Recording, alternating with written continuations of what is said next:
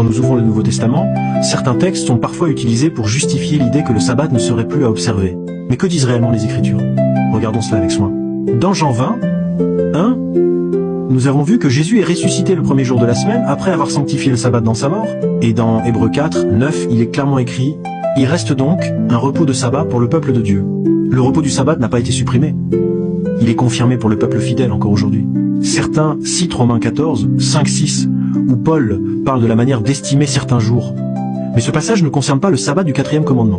Et il parle des jours de fête juifs liés aux offrandes alimentaires et aux rites.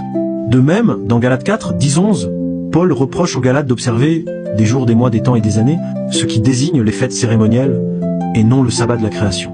Dans Colossiens 2, 6, 17, Paul écrit « Que personne donc ne vous juge au sujet du manger ou du boire, ou au sujet d'une fête, d'une nouvelle lune ou des sabbats. » C'était l'ombre des choses à venir. Mais le corps est en Christ. Ici aussi, Paul parle des sabbats cérémoniels liés aux fêtes annuelles du système lévitique, voire Lévitique 23, et non du sabbat hebdomadaire du 7e jour. Il est donc essentiel de comprendre que, dans l'Ancien Testament, Dieu fait une distinction claire. La loi morale, résumée dans les 10 commandements, écrite par Dieu de sa propre main sur des tables de pierre immuables et éternelles. La loi cérémonielle, comprenant les sacrifices d'animaux, les fêtes annuelles, et les ordonnances temporaires données à Israël.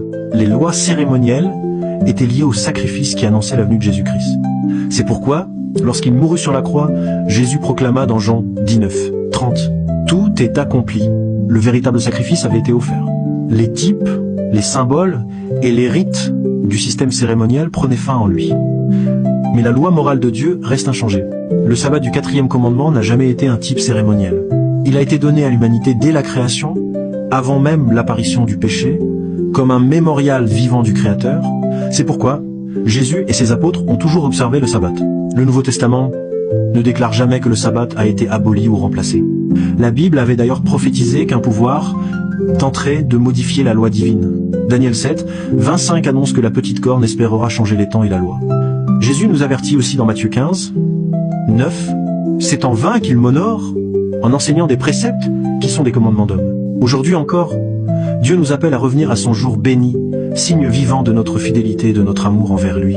Jésus a dit dans Jean 14, 15, « Si vous m'aimez, gardez mes commandements. » Et dans Apocalypse 14, 12, le message pour les temps de la fin proclame, « C'est ici la persévérance des saints, qui gardent les commandements de Dieu et la foi de Jésus. » Nous avons vu que le sabbat est pleinement inclus dans les commandements de Dieu, étant le 4e, celui qui nous rappelle que Dieu est notre Créateur et notre Rédempteur.